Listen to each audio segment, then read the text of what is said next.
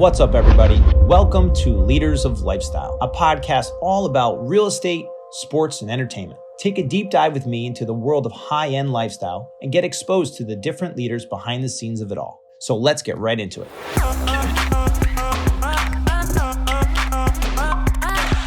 What's up, everybody? This is Michael Ferraro. Welcome to another edition of Leaders of Lifestyle podcast. It's a little different today. This is called How's the Market Edition, and hopefully this is the first podcast of many more to come. And today we have a very special guest with me. We have Mark Pruner, who recently just joined us at Compass.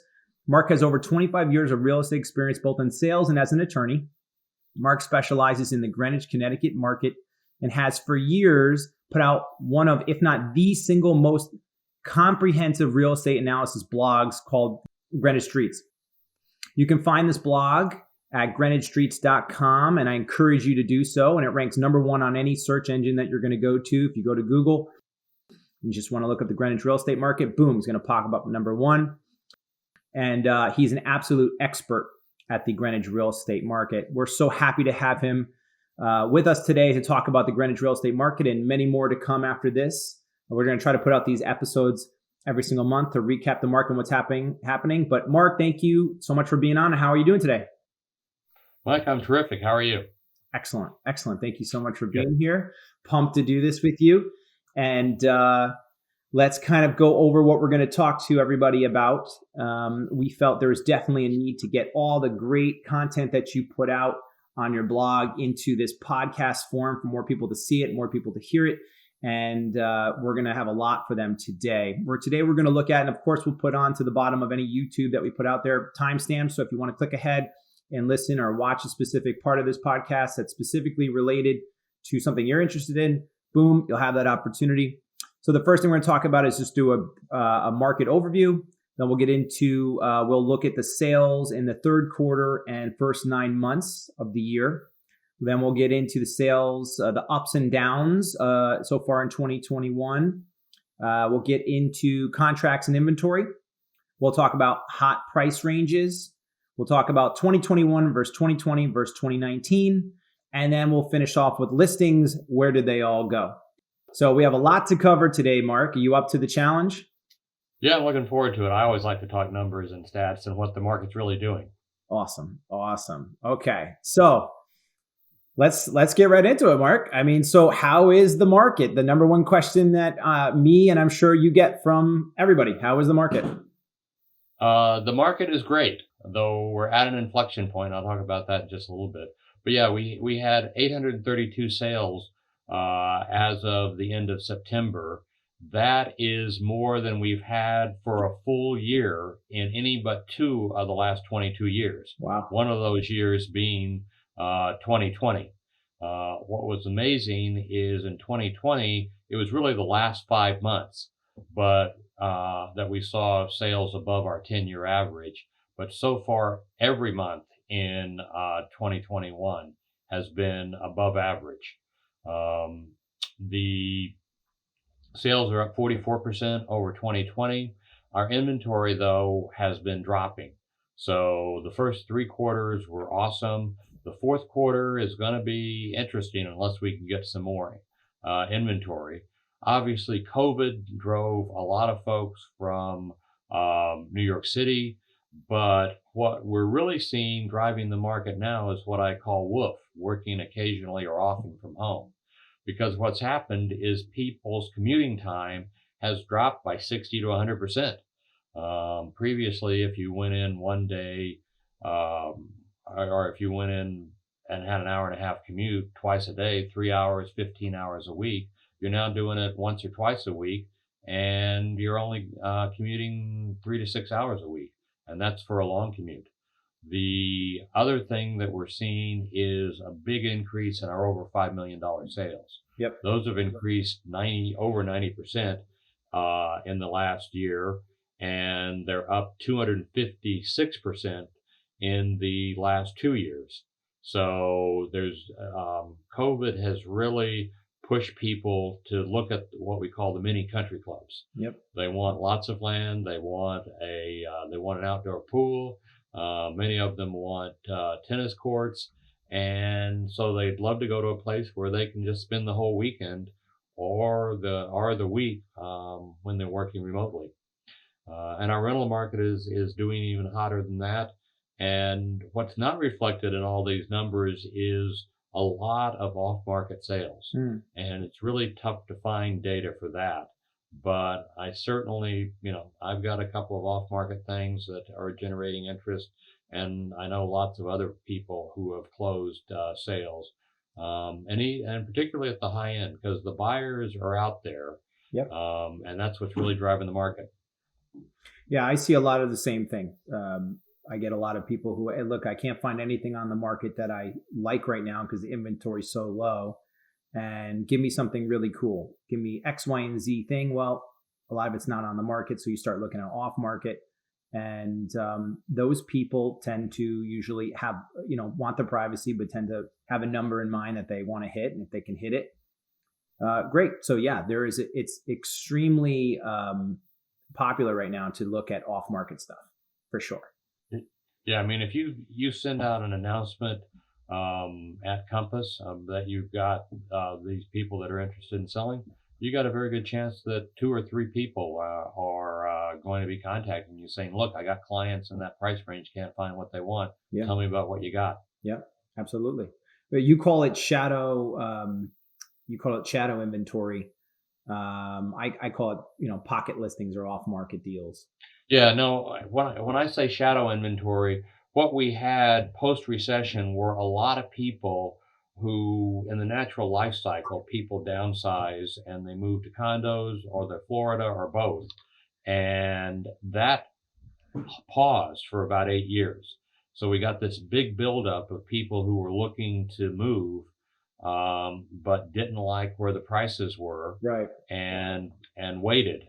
Yeah. And now in 2020, we got this huge influx of listings, luckily, Right. because we needed them because we had the buyers. And that's really what has driven a lot of the last half of 2020 and the first quarter of 2021.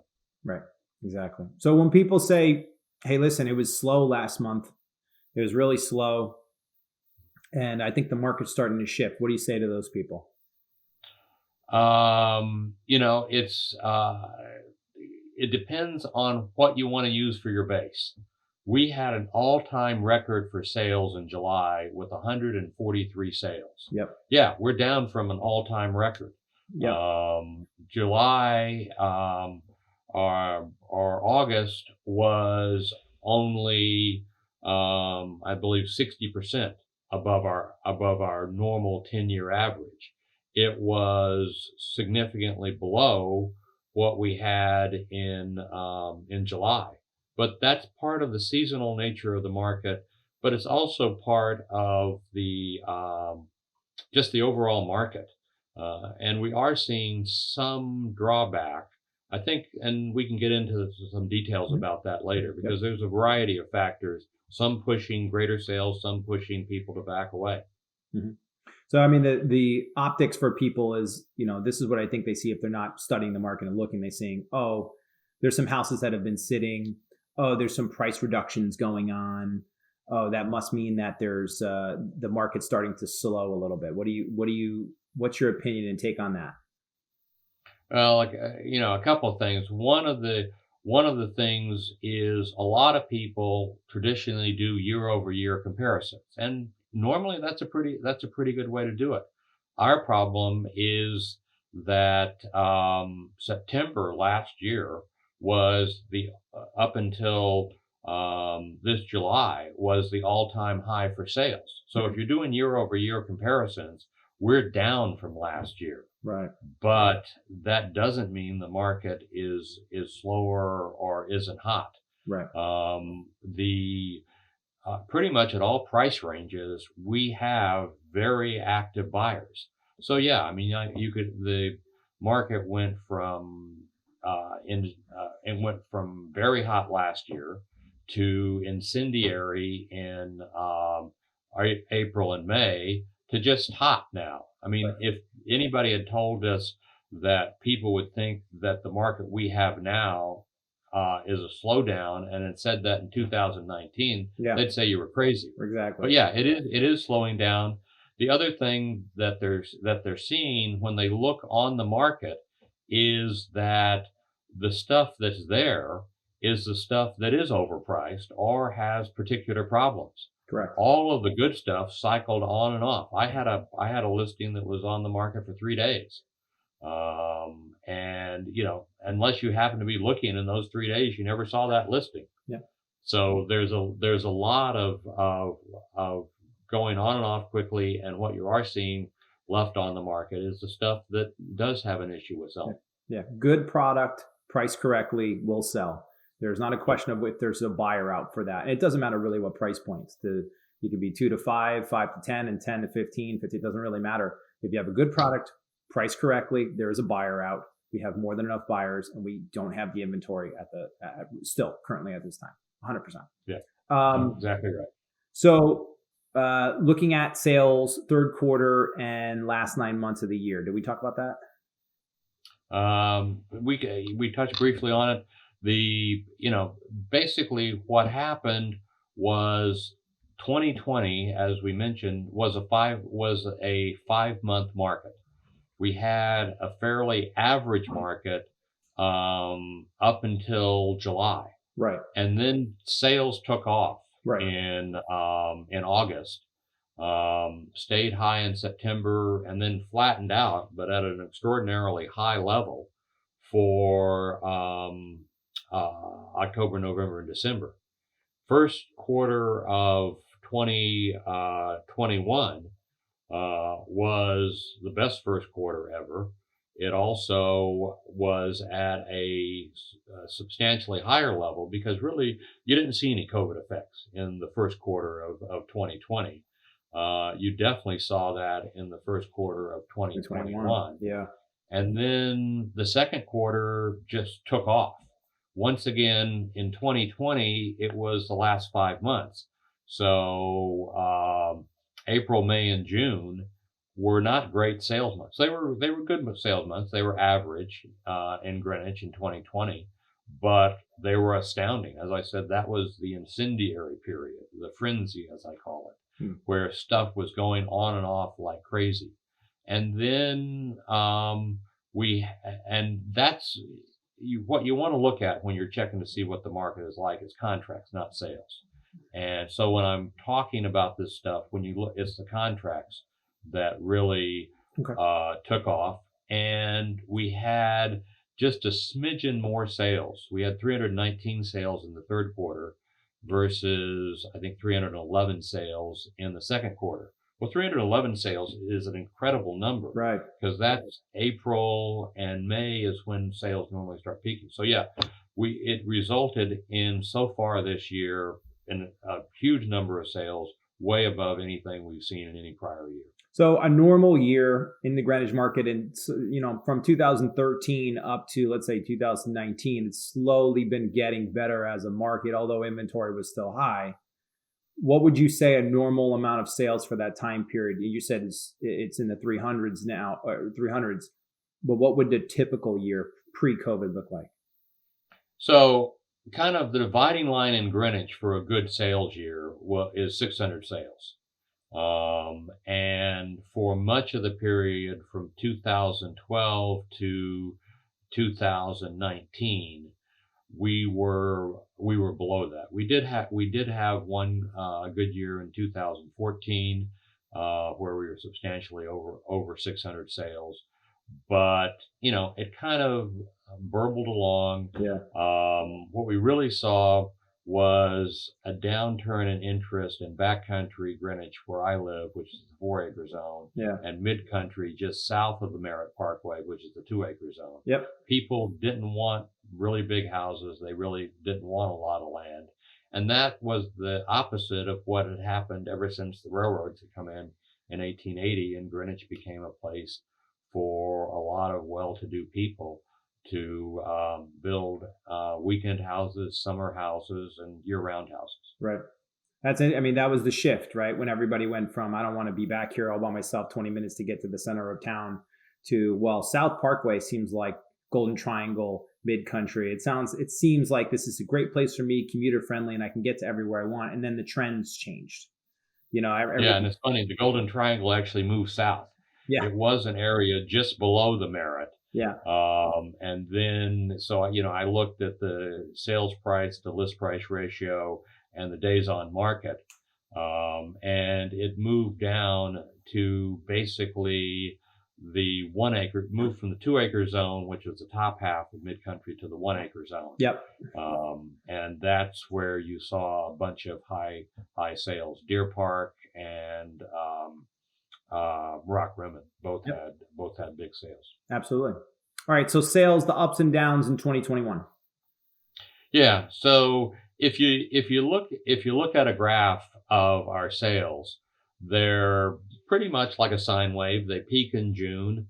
July is a good month. August drops off, and then September, October, November continue a downslide with a pop up in December for year-end deals and a little pop up in January over February for year beginning deals. But yeah, the period from October to the end of February is a slow period. And what happened as I said, in 2021 was our sales through July were pretty average. In fact, they were even a little below. Part of that was the lockdown. Luckily here in Connecticut, real estate was deemed an essential industry, so we were showing houses. Right. Whereas in New York City, people weren't going up and down elevators looking at units and things like that. And our sales were above average in July, took off in August. September was the all-time record month, and then October, November, and December stayed high, though a little lower. Then comes this year, and we started out high in January. February was about the same. March and April took off. For some reason, May was the same as April. And then there was this huge jump up in June. June and July. I literally had to rescale the chart. Yeah. And then August, as I said, broke the record that we had seen in September of 2020 by a lot. And then we started to see the issue where we're having a problem with new listings coming on. Right. So some of it was seasonal shift. So August dropped and September dropped. Now, both of those numbers are still way above our 10-year average for sales. So you can, once again, as I mentioned, it's the base. If you want to take July and talk about that as a base. In fact, I wrote an article on GreenwichStreets.com. And I think sales were up 63%, 41%, down 15%, and down 19%. Right. That all depends on what base you pick. Exactly. And whether you're looking at 1 month, a quarter, or the entire year. Yeah. I mean, if you had to predict this out, I mean, it looks like we're going to it looked like the rest of 2020 where we're going to have a lower inventory. It's dropped down now. We'll probably plateau out here a little bit. I mean, nobody knows for sure, but you would think we're probably plateau. What do you think you're going to give the reformatting the graph here, this massive boom in June and July? What do you give that to? What do you give the answer, the reason that happened? That's what I call woof. That's working occasionally or often from home, because after the vaccines kicked in, right, our market, our average buyer is 40 to 70. We get young families, mid 30s, mid 40s. Then we get successful couples who want to upsize, and then we get downsizers above that. But our market, most of those people were vaccinated by the end of April. And I think part of that was they now felt like they could go out and actively look now that they were doubly vaccinated. Right. If you remember originally, vaccines were a force field that nothing could get past. We didn't have any of the breakthrough cases at that Right, point. right. And so That was everybody that went time. out. Everybody's like, let's do it. Let's go look. Yeah. So everybody went out and looked in April and May, and you saw those contracts close in June and July. And so what we saw was a whole series of people upsizing. One of the things, because as I said, I think our shadow inventory got wiped out in the last 5 months of 2020 in the first quarter. Right. Most of the people who had thought about moving for the previous 10 years listed their house. Right. But then what happened was Wolf kicked in, and the people who, we had people who were in their bedrooms practically 24/7.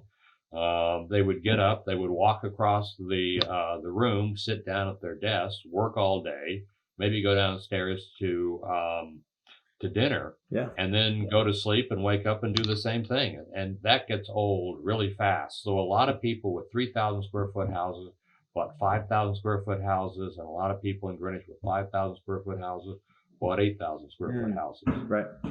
They got to have more room to go into. So I think that's the big jump up that we're seeing in June and July. Yeah, it's so psychological. It's so psychological. If you really break down the living conditions of somebody, and if a market's going to be impacted, also then you look at the trends and the financials of what's happening, and do people have money? Is a consumer in a positive state? Yeah, does they feel good about it? Yeah, it's pretty predictable if you start looking at it from that side. And over 3 million people want what they want. They have the money to make their lives better. And when living at their present house becomes miserable, they change it. Sure, absolutely. So contracts and inventory. Yeah. So our contracts peaked in May, as I said, and May was actually a very interesting month, because for most of the year, up until the first week in May, our transactions, I keep a weekly total of sales and contracts, because that to me kind of tells you how busy the market is. Yep. That trended up all the way to the first week in May, which was a stellar week for contracts and sales. That's why we got such a big jump in June and July. Wow. And then it dropped off a cliff. Yeah. Come the end of May, I was panicking that our market was over, and then it moved back up and stabilized for quite a while. What do you think? One issue that we're seeing is contracts have dropped steadily, and we're down to 101 contracts as of last Friday, from a peak of 260 a month a week. Well, if you think about it, and you have all of these purchases, all of these contracts, all these people buying kind of at one time, you have a massive amount of inventory that leaves the market, which if you can't put market inventory back on as fast as it's leaving, of course you're going to see this big drop that, we're going to put this graph up so people can see it. And I think that, look what happens. It replenishes itself. It keeps getting purchased. And the same thing goes on. I do not believe that the buyers are less eager to buy. I just think that buyers are kind of saying, well, what is possibly out there? And it's like we talked about, if a property is sitting for a long time, either it is grossly overpriced or it is a product that has some issues here. And that's probably what we're looking at. Because as of right now, Mark, I mean, if we're talking about going into early October, we're sitting at the lowest point, pretty much close to it, of the entire year. Yeah, and that's seasonal, and you see that every year, in that you get all these contracts signed in the second quarter, they close in the third quarter, and you see that drop. Then the fall market comes along. Yep. In couple of years ago, we had 37 net listings for the month of September. This month, for the month of September, we had a net increase of 2. Just 2. And Yeah, Make us a and good fit. that's and now a lot of that was because September was a busy month and we had stuff going on Yeah. off, but everybody focuses on inventory, but in this market, I think it's more important to look at listings, because what happens is inventory is you've got new listings coming on, contracts going off, and inventory is that line between as they net out. Right. So earlier this year, we didn't have much more inventory, but we had a huge number of sales because the listings were coming on. Then we dropped basically from July to the end of August. Got a little pop up. I mean, like seven listings, but we're still at close to our lowest level of single family home inventory. And that's why I think we're going to have a problem. I was, at the end of the first half, there was a really good chance that we were going to hit 1,000 sales for the year. And our previous record was last year at 832. But it looked, unless we get more inventory coming on, we've got 830 plus 101 listings, so that's 933 sales. We might still make it, but we're not going to go over it a lot. And the listings have become a real concern because the buyers are there. We just don't have the stuff to show them. And I will agree to some extent, the buyers have gotten a little more picky. Things are stabilizing. They don't quite feel the urgency to buy immediately. Some of them, I literally this morning, I had a client who they're thinking about changing jobs, which is another thing we're seeing is people coming into the area because basically for the last 2 years, 18 months, transfers have been frozen by companies. And now we're regularly getting calls from people from California and the UK who are being transferred into the area. Yep. And it's interesting. I mean, again, we're in the business, so we can almost, this graph is excellent because you could almost see the trends of specific buyers. April, May, June, July buyers, family buyers need to get the kids in school, totally different kind of want and need.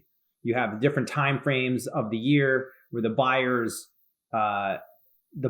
change and the preferences change. And I think we're seeing a lot of buyers right now too that have, I'd like to move. I don't have to move.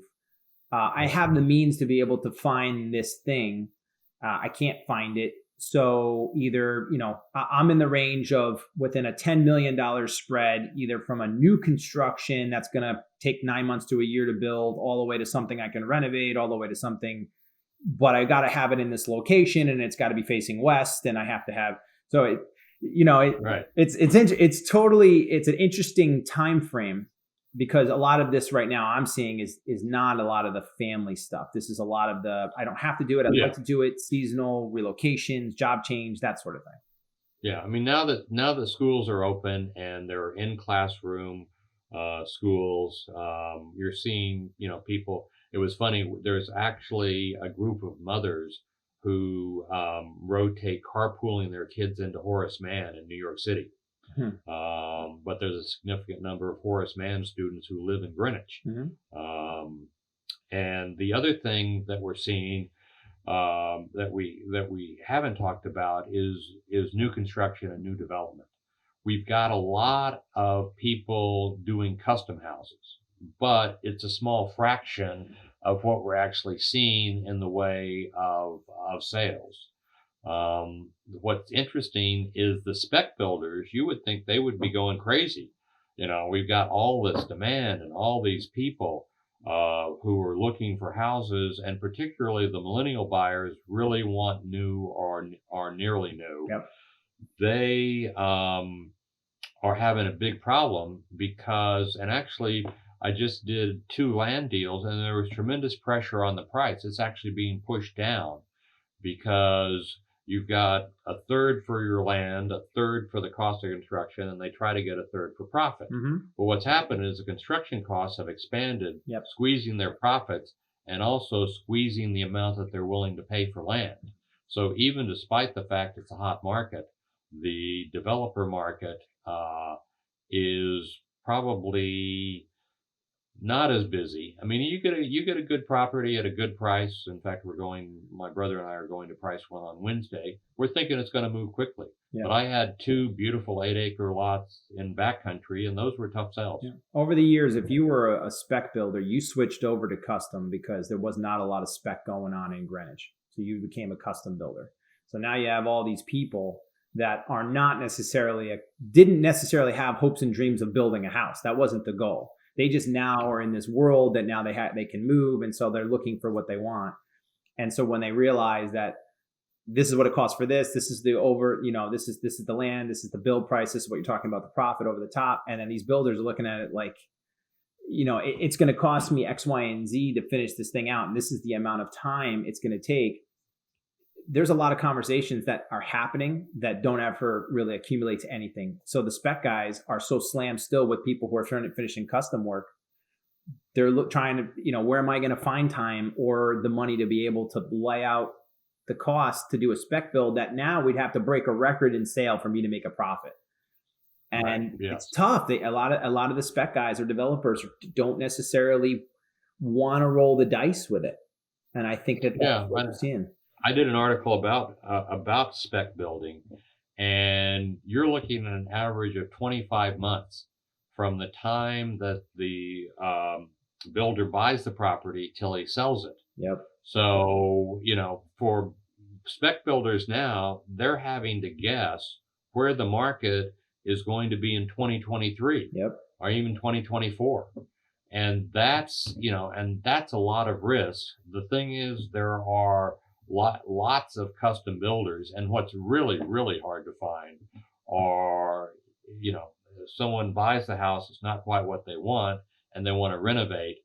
All of those people who do anything from bathrooms and kitchens to gut renovations are just swamped with work. They're swamped with work, and if they're going to buy the house, because those companies are out there, I've had a conversation with some listings that I have off market that people have looked at to say, could this be a good reno project for us? They start looking at the price that they would need to put in to get it to the price where they feel their money's coming back, because now the asking price, even for a reno house, has gone up. So for example, a house that a couple of years ago you could maybe trade for 2.5, now they want 3.5. Well, there's their profit. And has the inventory, has the market gone up $1 million or $2 million more on a renovated house as opposed to new construction? And for a lot of them, it just becomes too heady, and there's not these foreclosures, and they can pick up and renovate, and the buyer doesn't have necessarily the taste or the ability anymore to buy a house and say, this is what I do for a living. I'm knocking out this, I'm doing this, because they're swamped with work, especially if they're in that trade. So a couple of things that's interesting is some of our traditional new construction builders are actually looking at major renos and gut renos. Yep. Because there's a shorter time frame on it. Yeah.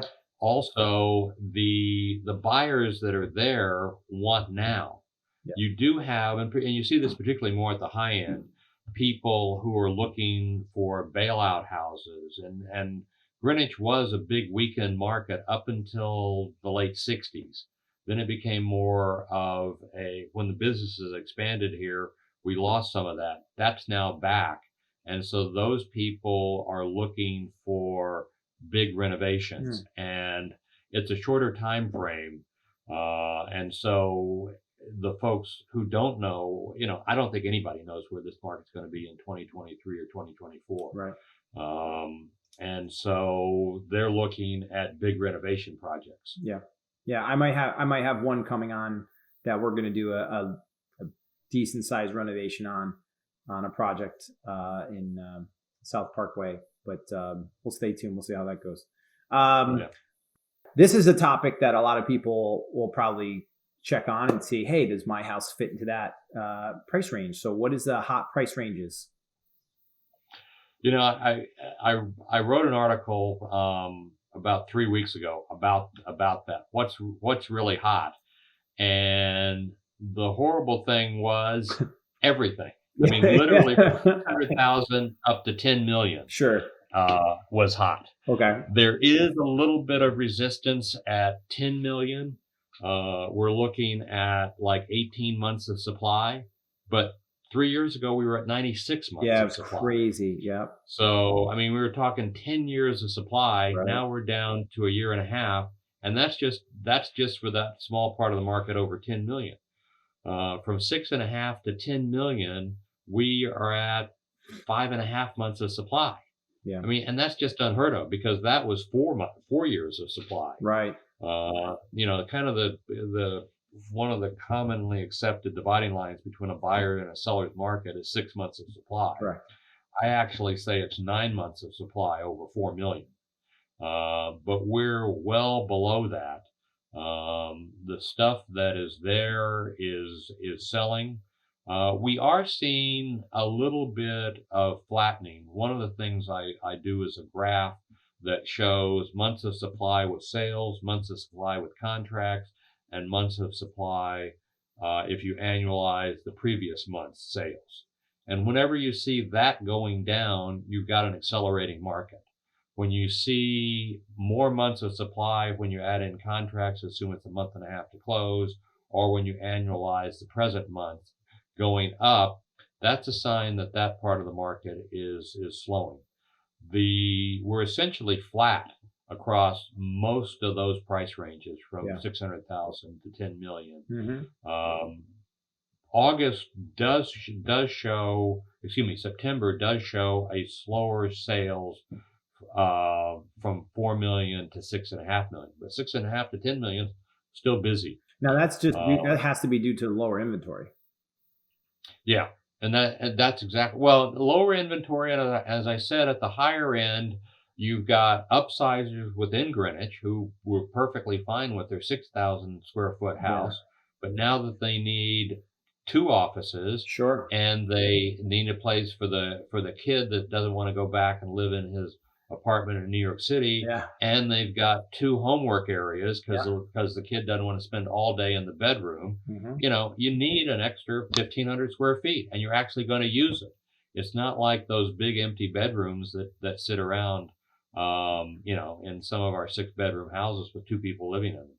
Let me ask you this: if you have a property now in backcountry and you have substantial property size, lot, it's a good house, square footage, is the idea of it North versus South Parkway? Nobody really wanted to be in North Parkway. Is that starting to go away now with this buyer, to where the buyer's like, I don't really care as much if it's North South Parkway. I want size. It's interesting. I did a chart going back 20 years, looking at the price of houses in mid-country in the 2-acre zone versus backcountry in the 4-acre zone. Yep. And of those 20 years, 16 of the years, the prices were about the same. Yeah. There are a certain group of people who want more space and they go with the 4 acres and it's a little longer commute. There are people who want to be closer to town and they find 2 acres of land. I mean, that's 87,000 square feet of land. That's a lot of land. Yeah. And they find that's perfectly fine. What we saw was from 2004 to 2008, backcountry took off and we got a bubble, because that was for the people who were building really big houses, many of which some people would call ostentatious. Those houses fell out of favor in the recession. Yep. And now 2 and 4 acres are similarly priced.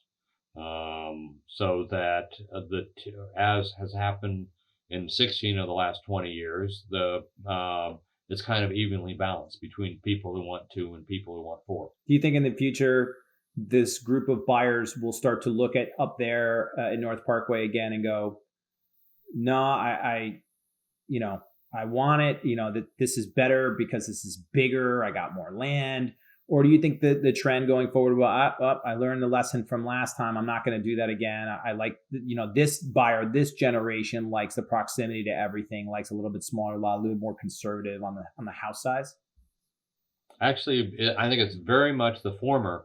Backcountry started to recover not in the COVID period, but in the third quarter of 2019, because prices had been dropping since 2011 and 2010, and they got to be such a good bargain that people were saying, well, look, for $2.5 million, I can get this 3-bedroom house in Old Greenwich on 1/4 of an acre that needs some work, or I can get a pretty nice house on 4 acres that's substantially larger. And we saw people, the other thing we saw is that kind of a return to the natural progression in Greenwich is people would buy either, when they had a young child, by the time they got the second or third child, they were looking for bigger houses and more land. And so that's what happened in the, starting, as I said, in the third quarter of 2019, you saw sales in backcountry go up. And COVID just amplified that trend. Having said that, it's still a great place to buy because we still have somewhat depressed prices. So if you're looking for a return on your investment in the next 3 to 5 years, looking at the depressed areas, particularly where there are longer commutes, are a great place because now people aren't commuting or they're not commuting much. It's going to be interesting. I am very interested to see what happens there because it's a battle of, is it the natural progression to where it's inevitable, the bigger lots, the bigger sizes, the bigger houses win? Or does the trend of buyer where I don't want I want closer to town, I don't know, I'm coming from city, this is just a different world for me, win in the next, let's say 5 to 7 years? Or like you're saying, maybe in the next 5 to 7 years, there's a couple of kids that are had, and then they get comfortable. Well, I'm okay with now, and I lived in Greenwich now. Now it's time for me to go. Which is, you might be right. So interesting to see. I think you're exactly right. There is this kind of phasing in period. We got a lot of people who will either rent for a year or they'll buy a house that's actually less than they can afford. Just because they want to try it out. I'm hearing about people who are moving back from Florida because they had to spend a summer in Florida. They'd been there in the winter. They'd never been there in the summer. It's hot. I literally just talked to a friend who bought a place in Sarasota. And he said, oh, it's not that bad. We had a few days in the 90s, but my wife listens to Weeby 108 and keeps track of the Connecticut weather, and you had some hot days too. But he says, by the way, everybody in Sarasota told me this is very unusual and it's a much milder summer than they're used to. So it's going to be interesting once these people get, he said what another fellow told me was that it was just one beautiful day after another, which is great for like the first 300 of them. But after that, they might like a little stuff. You want some seasons? I love it. Exactly. I think it's super interesting because that bump that we have been showing in all these graphs that happened, I think it was May or June that we're talking about this record. There is a large portion of that are not upsizing from Greenwich. They are coming in from outside. And since you have there's many, still a large part of the market. Look at the school systems are blowing up with the enrollments. It's massive to the point where they have to talk about redistricting certain schools. So that's a different trend, different buyer, different likes coming from different places around the country. So home styles are going to change. Things are going to start to change. Trends will change. And it's going to be interesting to see what the next 5 to 7 years will be like. My prediction as far as real estate market, it'll be strong because it takes a while for real estate markets to shift. And with the majority of the market depending right now on the trend of interest rates, that seems to be what everything's kind of relying on. So that's my 2 cents on it. No, I agree with you on all that. I mean, Lower Fairfield County sits in a metropolitan region of 22 million people. And a lot of those people are now looking for space. And that whole wolf thing is going to continue. I think actually a little bit of the slowdown that we're seeing is because people don't know just how. I mean, Jamie Dimon wants you back in the office at JP Morgan 5 days a week, just like it was before. But I think if he starts seeing key employees moving to places that are more flexible, you're going to see greater flexibility Yeah. because we've got COVID just revealed a technology trend that had been happening Correct. for the last 5 years. Right. And I, Zoom really ought to get a medal. It is incredible to me how that technology was right there, ready to go. It was scalable. All of a sudden, you had hundreds of thousands and millions of people doing Zooms that never did before, and that really is going to change life as much as the personal computer did. Yeah. Yeah. 2021 versus 2020 versus 2019.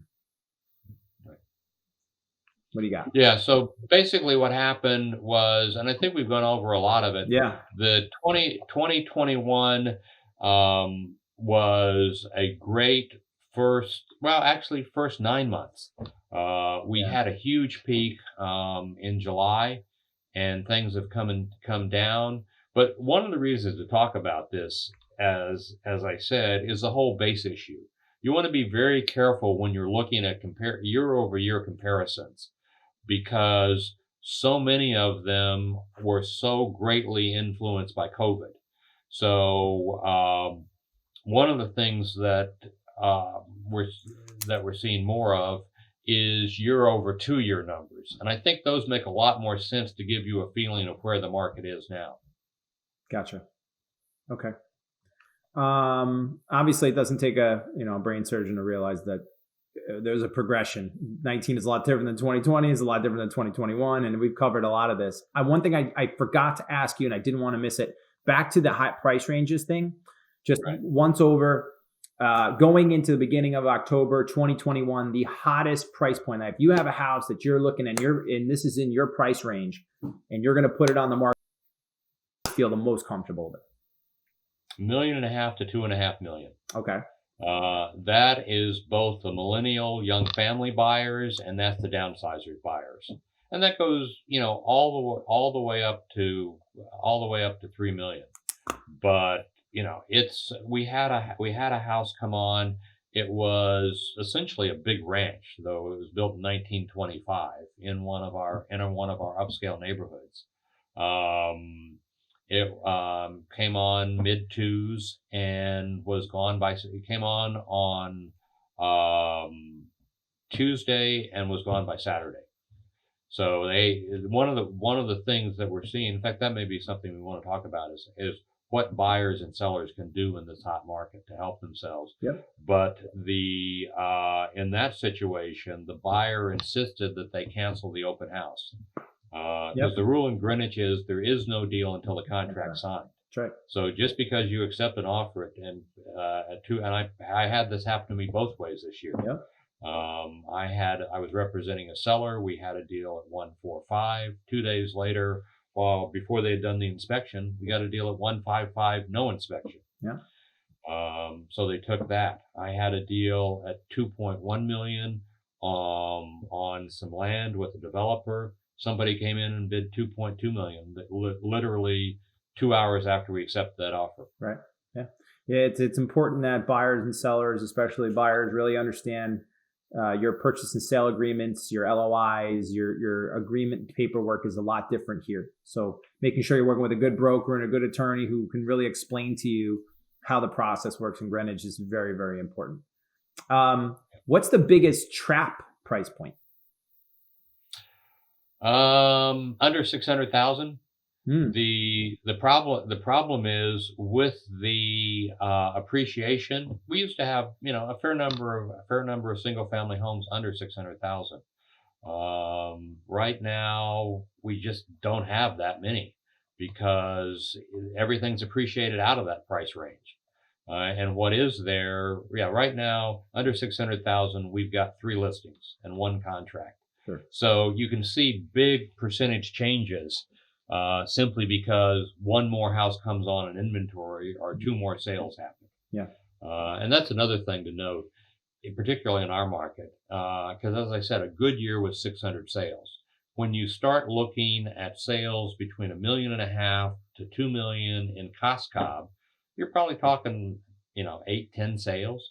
It doesn't take more than 1, 2, 3 sales to make things look drastically different. Right. So really looking at things over the 9 months in the year give you a much better feel of how those are going. Having said that, our market changes about every 4 months. Yep.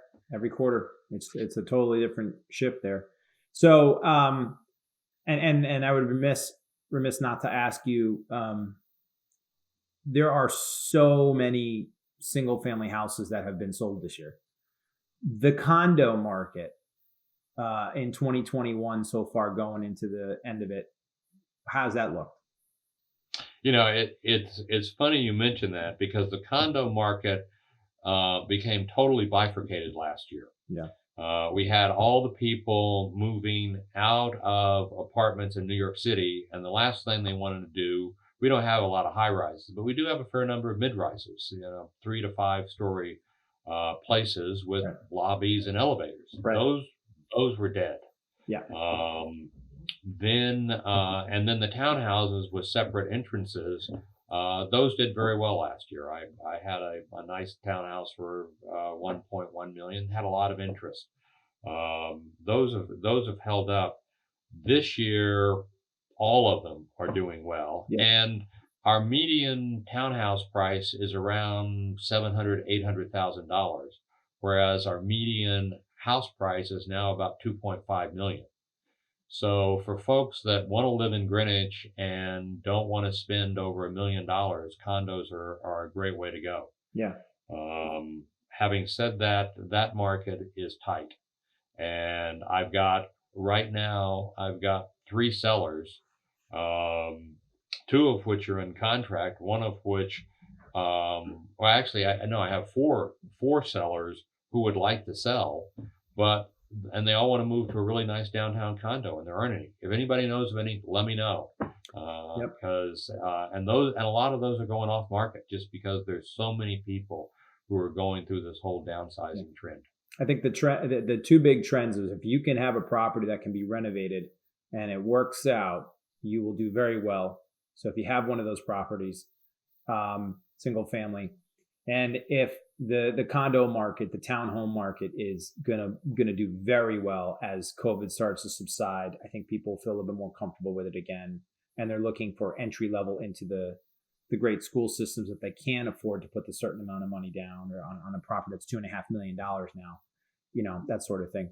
And that leads to kind of the rental market, which it doesn't really matter where or what price point or what we're talking about. If you have a decent rental of condo, townhouse, single family, big, small, doesn't matter. I don't really care.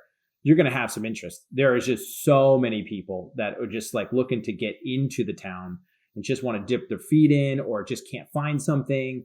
You got the short-term rentals that just exploded. What do you have to say on the rental market? I mean, you're exactly right. I ended up co-brokering a $25,000 a month beautiful house that was in Westport.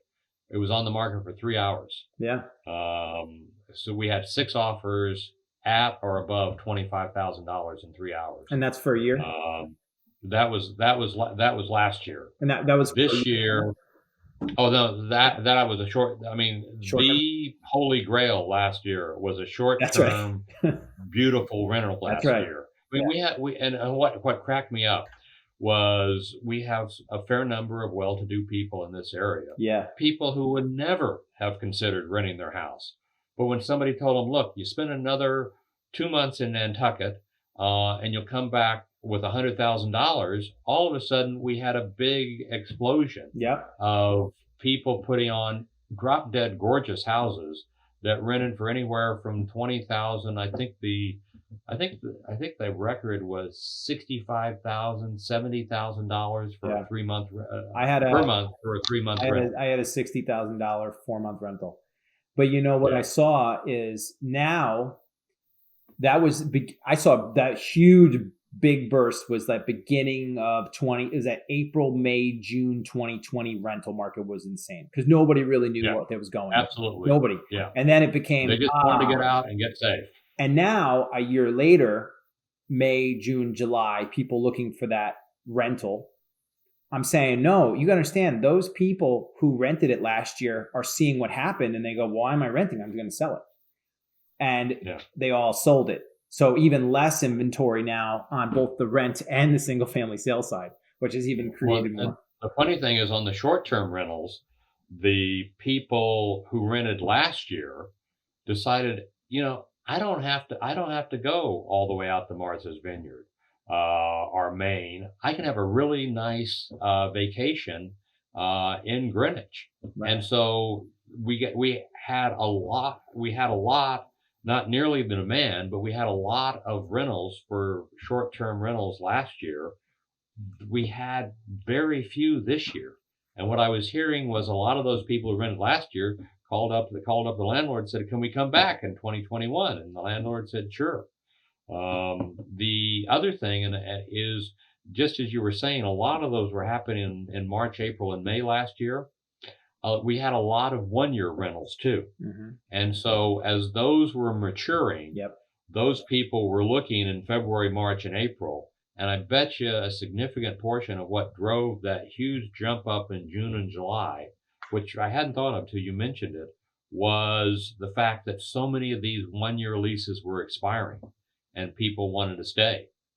So they ended up buying a lot of houses, when their leases were expiring. Absolutely.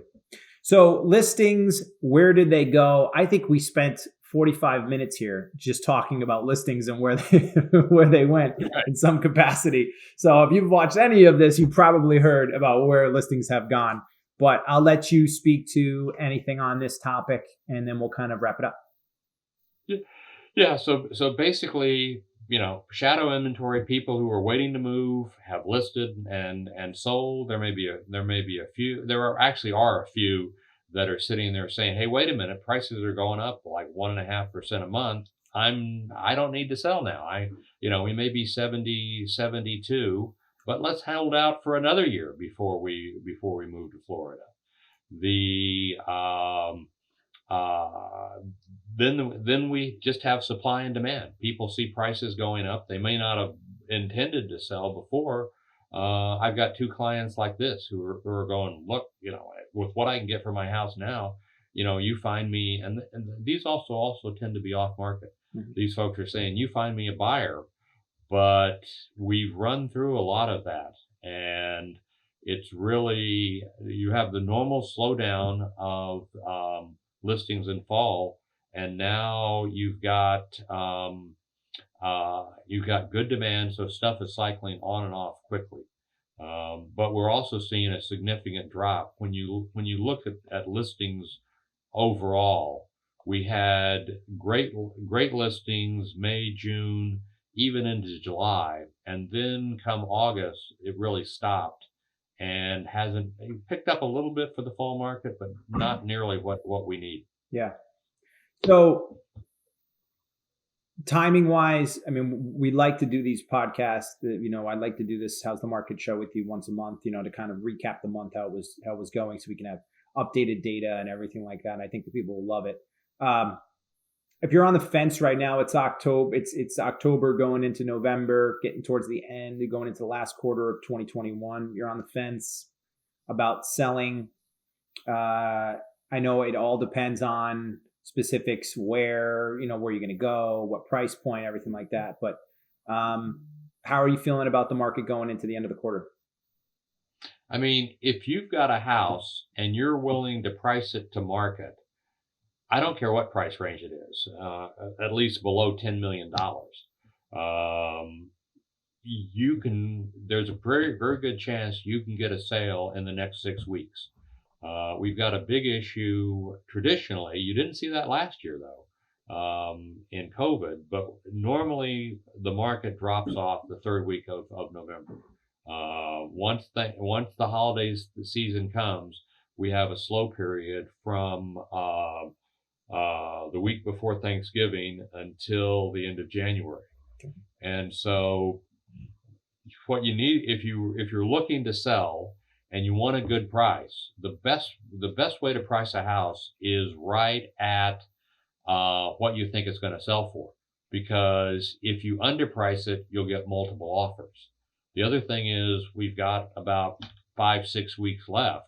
So you don't want to be left with a house over the winter where the people are going to feel that that you're more motivated to sell. Yeah. That, I've got a couple people where it's tough. Do you put it on now?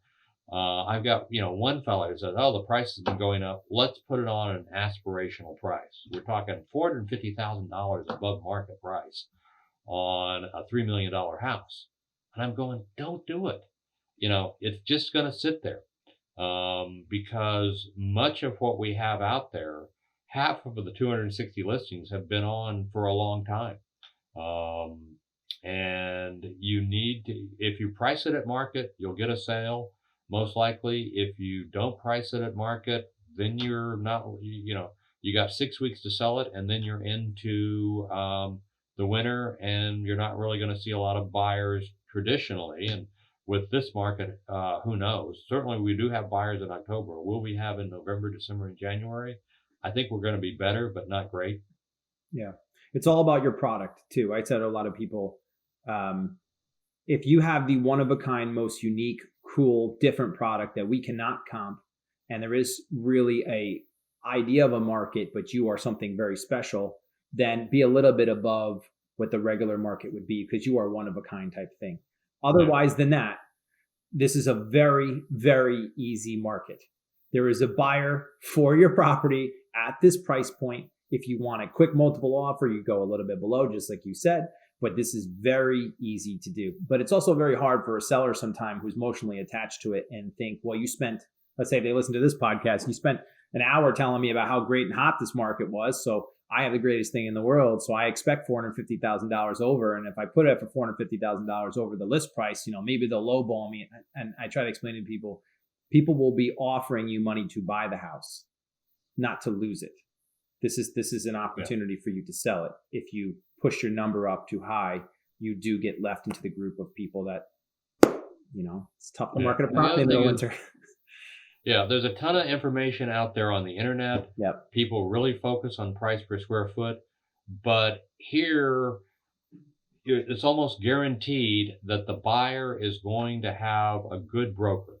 And the good broker is going to tell them, look, this price. In fact, I just did that with an agent yesterday. Yeah. Friday. And yesterday they let me know that they talked to their owner and they're dropping the price $250,000, which becomes very interesting to my client. Yeah. So if you're high, it's not going to help you. Yeah. This is a great time for the great brokers who would listen to a podcast like this, who communicate, who work together. We're lucky we're at a great company where we do have a lot of that, but other agents who work for other companies who have been very successful, this is a great time for us to all be successful by educating our clients, both on the buyers and seller side, and just doing an even better job, more than we've ever had before, because so many more people now are asking, how is the market, and really paying attention. So, Mark, I want to wrap it up right there. Thank you so much for coming on. We have given the audience a ton to take in, and I'm sure they'll be emailing and questioning if they have any more questions. So we're going to leave this in the description as well, but where can people email you, check out your stuff, and get a hold of you? Yeah, you can email me at mark.pruner@compass.com, and you can call me at 203-969-7900. If you're a texter, that's 203-817-2871. And check out my latest reports at greenwichstreets.com. Yes, go to greenwichstreets.com. It is a wealth of knowledge and information. It will never let you down. And we'll always leave some more information on the bottom of these on these shows and these podcasts. And like always, till next time, everybody, Michael Ferraro, Leaders of Lifestyle Agent Podcast, LLA Compass. Mark, thank you so much for being on again. Thank you. Until next time, great. Take care.